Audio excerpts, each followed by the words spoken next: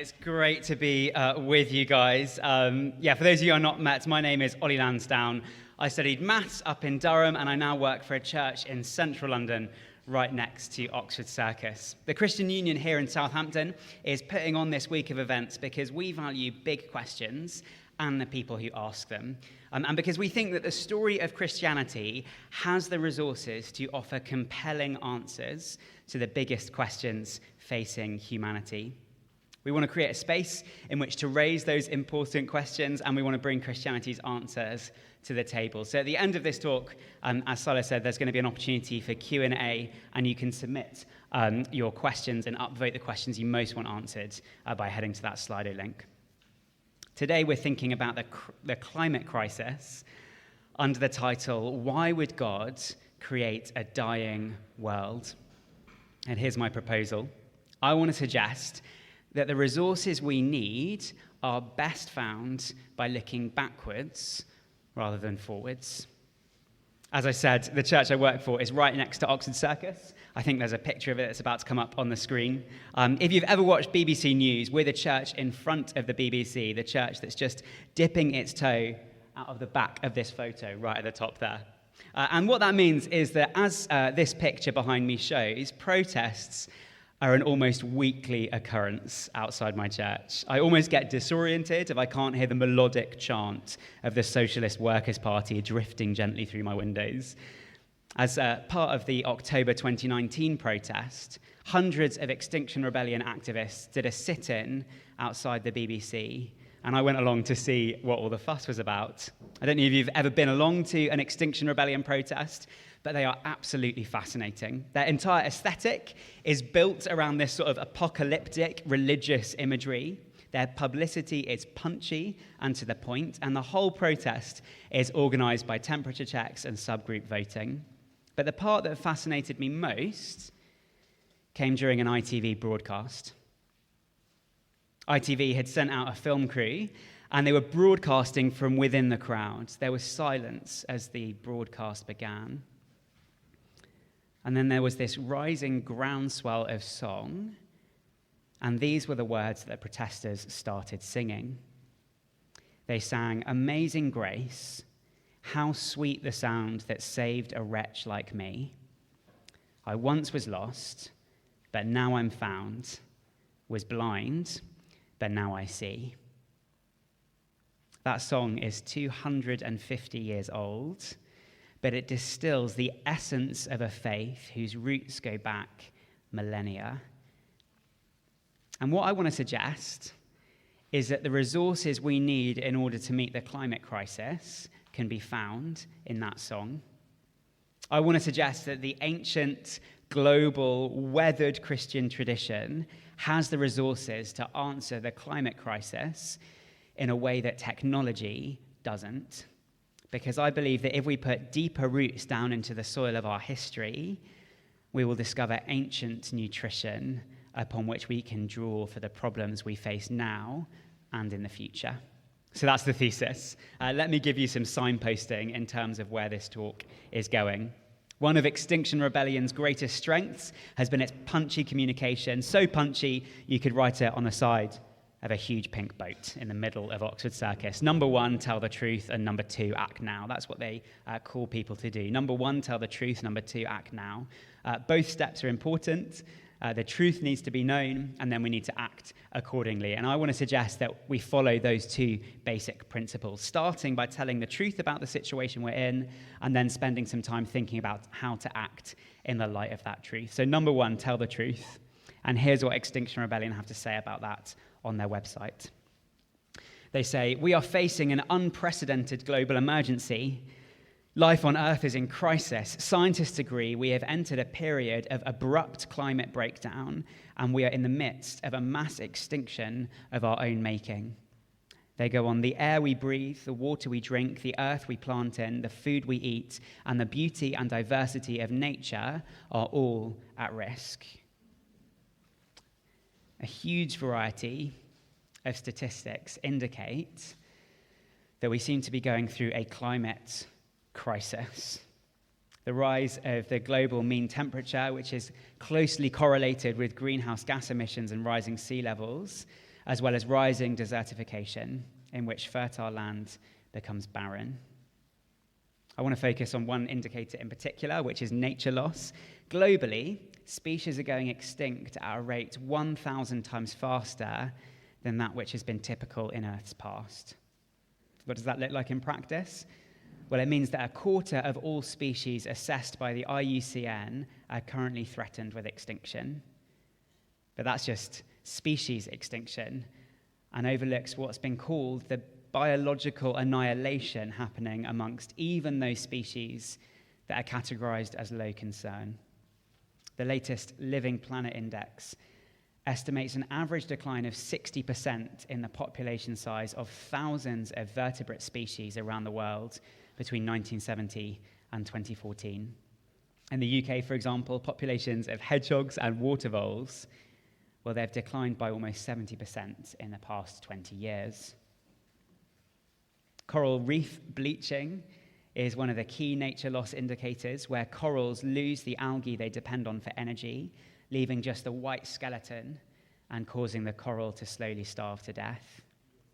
Recent mass coral bleaching indicates how interconnected this global climate crisis is. Not only is reef bleaching becoming much more common, local action to prevent it seems to have had little to no effect, since the factors causing these coral die-offs seem not to be local, but global. It seems that it's not caused by local factors like overfishing, but global factors like sea temperature. Looking forward, the bleaching and death of coral reefs demonstrate the urgency of this crisis. 99% of coral reefs are expected to die with just 2 degrees post-industrial sea temperature rise, the level that's been considered safe in international negotiation. The presence of coral reefs is one of these, a variety of these interconnected tipping points, systems that are predicted to cause cascading, self-reinforcing damage once they've been lost or triggered, and which will be almost impossible to recover or reverse even if human emissions are reduced. Other tipping points and other tipping point systems include the Amazon rainforests, Arctic summer sea ice, the Great Barrier Reef, and the jet stream. To borrow the words of the artist Charlie Mackesy, there is so much beauty we need to look after. But look, I'm not here to argue for the existence of a climate crisis. There are far better people to do that. Many of them may even be in this room. The title I've been given assumes there's a problem and asks why there's a problem. Why would God create a dying world? And to respond to that question, I want us to begin by imagining a world with no climate crisis. Take half a minute with me. Imagine a world without a climate crisis. What are you imagining? Look, we're not necessarily used to exercising our imaginations in this sort of way, so let me begin like this. Imagine a world where David Attenborough doesn't sound disappointed in you. Imagine a Pacific Ocean that didn't contain a swamp of microplastics. Imagine a Great Barrier Reef that wasn't bleached white, but was red and pink and blue and green and gold. Imagine an Amazon rainforest which was robust and rich and rampant. Imagine if the Arctic looked less like the inside of your student fridge and more like the inside of your grandma's freezer. And now let me ask you a question. If you were to honestly and properly imagine a world with no climate crisis, where would us humans be? Would we even be there? That single-use plastics didn't come out of nowhere. The ozone layer didn't puncture itself. The cows weren't the ones who plowed the Amazon into farmland. The heart of this problem is the greediness of the human heart. Human beings, we are insatiable by our very nature. In the deepest parts of who we are, we have this insatiable, relentless appetite for beauty and goodness and truth and stuff. An insatiable appetite to consume. And we are consuming the world faster than it can recover or replenish. The truth is that it is human greed which is hollowing out the richness of this world. the title I've been given, assumes there's a problem and asks why. Why would God create a dying world? But here's the thing, the world is dying because we're killing it. So I think our question for today could be sharpened into an even deeper question. Why did God create human beings with such an insatiable appetite and then put us in a world that could never satisfy it? Why did God create humans with a hunger for infinity and then put us in a finite world? Keep that question in mind as we continue, because the first step was tell the truth and the second step was act now. Here's what Extinction Rebellion say on their website about action. They say, "We are unprepared for the danger our future holds. We face floods, wildfires, extreme weather, crop failure, mass displacement, and the breakdown of society. The time for denial is over. It is time to act." And look, there are all sorts of things we might do, aren't there? And some of us might be doing them already. At a large scale, protesting, lobbying, and voting, or at a personal scale, recycling, reusing, and restricting our consumption. But here's the problem.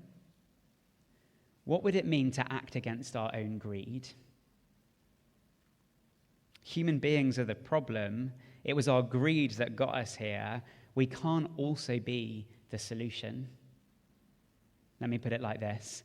The problem here is deeper than our choices. It's our desires. It's not just what we choose that's been the problem. It's what our choices have shown about what we desire. What our choices have shown about what we want. Our deepest desires are absolutely insatiable. We always want more and more and more. And this isn't a surface level problem. It's the entire orientation of our souls that needs to be changed. The answer can't come from within us. That's where the problem starts, not the solution. So if we want to fix the problem, we don't just need more choices. We need to change our desires. And that is so much harder. Even Ryanair offer the choice to offset your carbon when you fly with them. But how do we offset against the greed that's driving the boom in cheap air travel? A greed that largely seems, to me at least, to boil down to a hunger for double taps on our holiday photos. Greggs now offer vegan sausage rolls, and that might help a bit, but I struggle to see how a shop can solve consumerism. We don't need more choices. We need better desires. Let me unpack a bit more of what I mean. I read an article recently that argued like this. It said, it's simple. Either we find some technological solutions to solve our climate problem, or we won't solve it at all. And that's a common idea. Technology will save us. Next to my flat, BT have been broadcasting that exact phrase on the screens at the top of their tower. And that article raised some good points. Mainly, that hoping people will start magically wanting less isn't going to cut it as a climate crisis strategy. But here's where I find technological optimism so unconvincing. Technology will only do what we want it to. All technology does is amplify our desires. It won't curb or remove our greed. Let me give some examples of places that we can see that. Clothing. We've got the technology to make clothing that lasts. That's what all of our ancestors used to wear for millennia. Technological developments offered us more choices, and we went for the choices that gave us cheaper, faster clothing that goes out of fashion faster and needs to be replaced quicker. Or food. We've had vegan food for the whole history of humanity. It's the diet most people used to eat most days. The only difference in the last couple of years has been that you can now get 800 different types of vegan burger in multiple layers of packaging, backed by large-scale advertising campaigns and nationwide supply chains. Or natural beauty.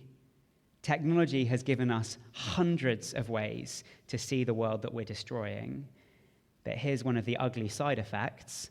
It's also meant that previously untouched paradises have been flooded by tourists who want to get their perfect Insta-shot, trampling and littering the landscapes in the process.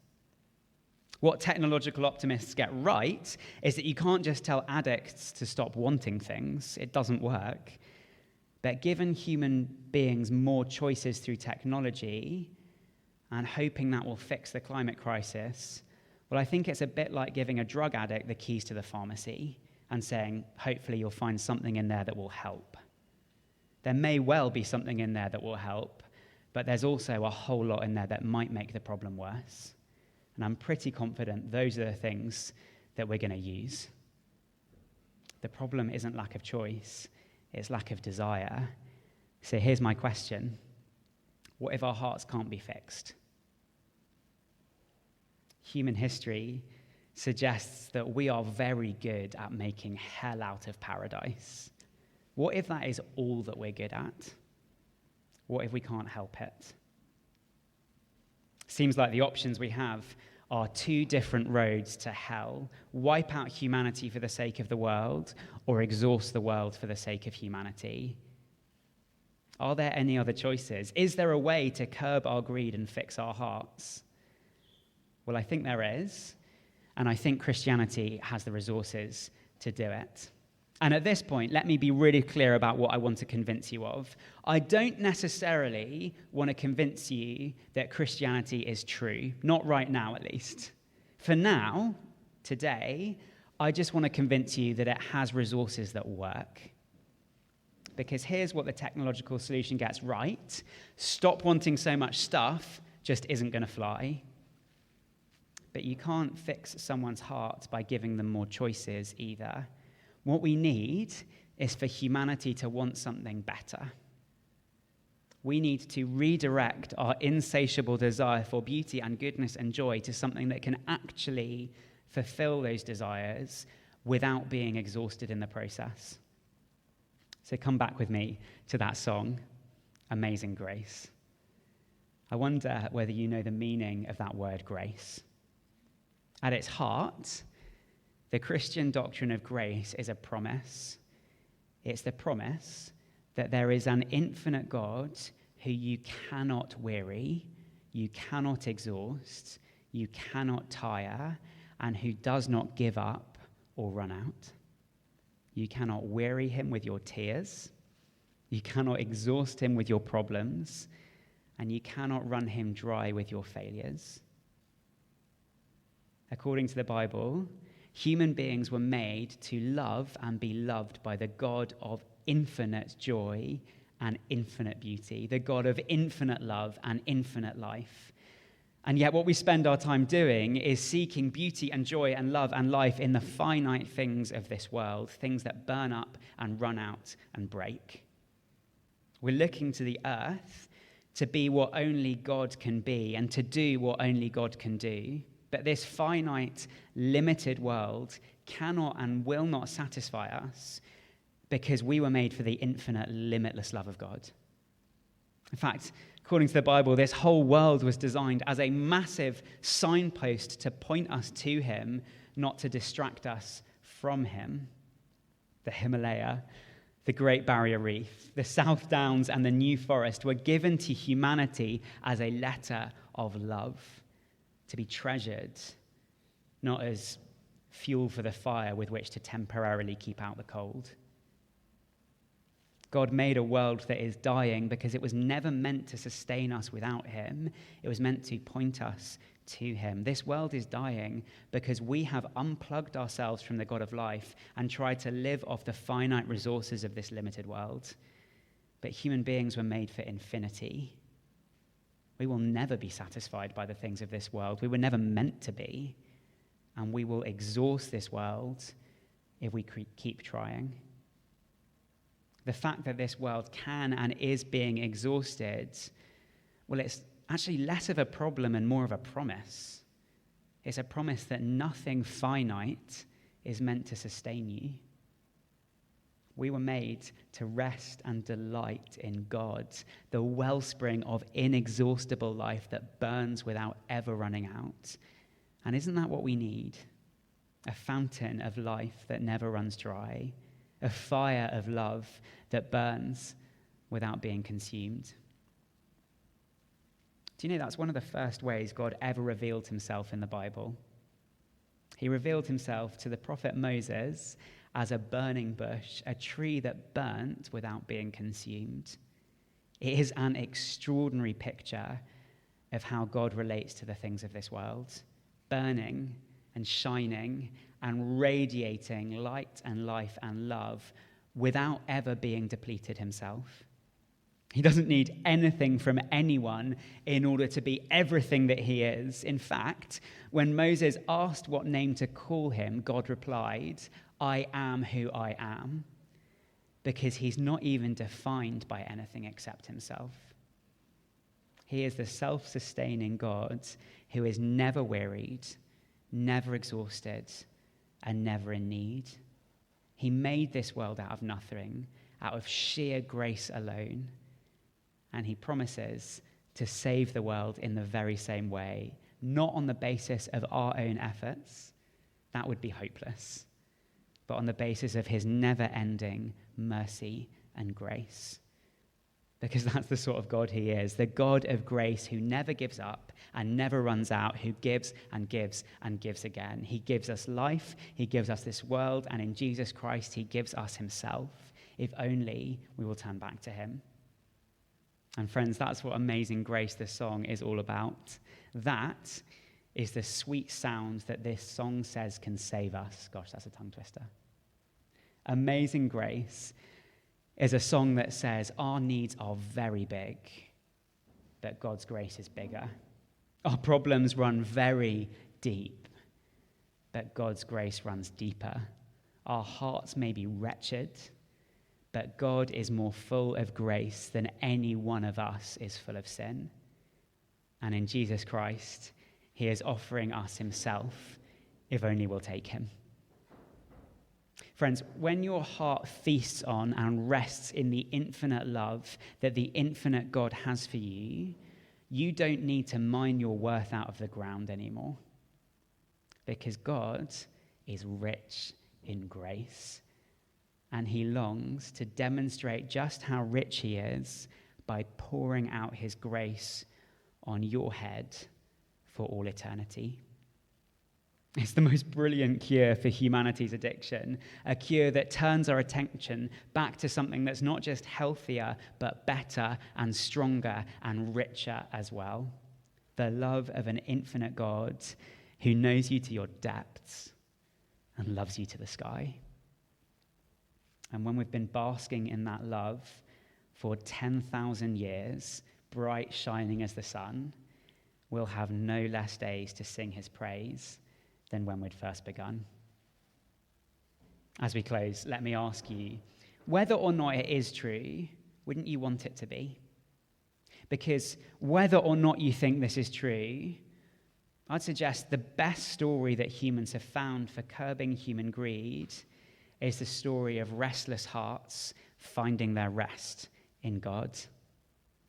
The truth is, our greed is the problem. All technology does is amplify our desires. What we need is the amazing grace of an amazing God which never runs out. The God who knows us to our depths and loves us to the skies. Seen from that perspective, the perspective of that song, the fact that this world can and is being exhausted, that it can die and is dying, well, it's less of a problem and more of a promise. That nothing finite is meant to sustain you because God's grace and God's grace alone is rich enough to bring you and this whole world back to life. Good. Thank you so much for your questions. As Ollie said, we will try and answer them and answer them with the honesty that you've asked them. Ollie, thank you so much for speaking. First question is, why would God create a world as a signpost to himself while hiding his face? Why not just show himself in the first place?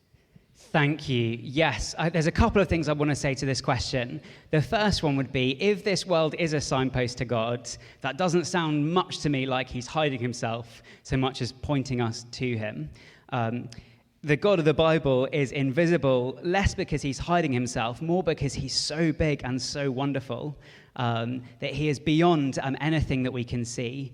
He is better than anything visible. He is not just an individual instance of truth or justice or goodness. He's the very idea of justice and goodness and beauty and truth. Every time you see an instance of justice, every time you see an instance of goodness, he is what you might say is the justice behind that. He is as big as justice itself. He is as big as truth itself. He is big as goodness itself. And each instance of this is not a way in which he's hiding himself. It's a way in which he's pointing us to him. So that's the first thing I'd want to say. The second thing I want to say is if we don't see God, and yet everything around us is a massive signpost pointing us to him, maybe it's because we're closing our eyes rather than because he hasn't made himself obvious enough. The next thing I'd want to say is that would we recognize him if he did show his face? Maybe that starts to challenge us slightly. What would we expect God to do if this whole universe isn't big enough to get our attention? What would we expect God to do? Well, in the Bible, he did do something more. He walked out of heaven and into our world and spoke and revealed himself to us in the person of Jesus Christ. What I'd encourage you to do is, in the middle of your tables, you've got first century eyewitness accounts of what happened when Christians believe God walked into our world. He showed his face. What I'd encourage you to do is read that and see if you recognize him. Thank you. Next question is, did God create a perfect world in the beginning, or was it dying from the first place? Thank you. That is a great question, which I think gets to a really interesting distinction. Did God create a perfect world in the first place? Yes, it was a world perfect like an acorn, ready to pop and sprout and explode into existence. Perfect, but perfect like an acorn, full of potential. Was it dying in the first place? I want to say yes and no. Yes, it was limited and finite. It wasn't dying, but only because it was sustained by God himself. Really, the universe started dying when we pushed the God of life out of the universe and said, I don't want you, I just want your stuff. When we severed ourselves off from God, if this world is God-forsaken, it's because we forsook God in the first place. And the thing that God has been waiting for us to say in our God-forsakenness is, where are you, God? If you ever find yourself saying, where are you, God? Know that that is the question God has been longing for us to say, and he has been waiting to answer that. It's a question that the Lord Jesus took up himself on the cross. He said, my God, why have you forsaken me? He made our question his question. And he did it because when we turn to God in the pain of this dying world and say, where are you? He says, I am right here with you and I'm not going to leave until this is over. Thank you. Looking at the time, I'm not sure we'll have time for all of the questions. We'll keep going and do as many as we can. But if your question doesn't get answered, please do come and ask Ollie or continue to talk around your tables when we finish. Why would God create the earth if it's just going to be replaced with heaven? What's to say heaven won't fall because of human sin too? Interesting. I'm going to try and keep really succinct so we can get a few more questions. I don't think in the Bible that we see that heaven is going to replace earth. I think we see that it's going to be married to earth. That the place where God lives in his perfection is going to be married to the place where we live in our limited and current sinfulness. So it's not that heaven will replace earth. It's that it will be married to it. And that the last day in the Bible is basically described like a massive wedding banquet. When that happens, when God marries himself to his people, in that relationship, God says that his spirit will be within us, and as we are married in that relationship, that's why God will never will never forsake God, and God will never forsake us, because we are in the marriage relationship that we were always made for. Maybe do two more. Is the end of the world renamed climate change? I mean, it could be, couldn't it? Maybe. I don't want to claim that I'm a prophet of the future, but certainly in the Bible, the end of the world is a place that we get to because humans in our greed turn so in on ourselves that we wreck everything.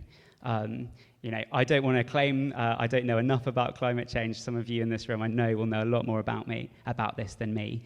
But certainly if climate change is a problem of humanity's own making as we've turned in on ourselves and tried to satisfy ourselves on the finite things of this world that were never meant to satisfy us, that sounds a lot like some of the Bible's apocalyptic imagery. And I think is probably why Extinction Rebellion leans so heavily on Bible images. Thank you. Final one. Isn't humans working together a more practical solution to climate change? Yes and no. Wonderful when human beings work together. Often that's against our own strongest instincts. But no, if humans are the real problem. If the real problem is not the choices we've made, it's the desires in our hearts, then the danger is that the more humans work together, the louder those desires will become and the more problems we'll face. It's wonderful when humans work together, but I think we need a bigger solution.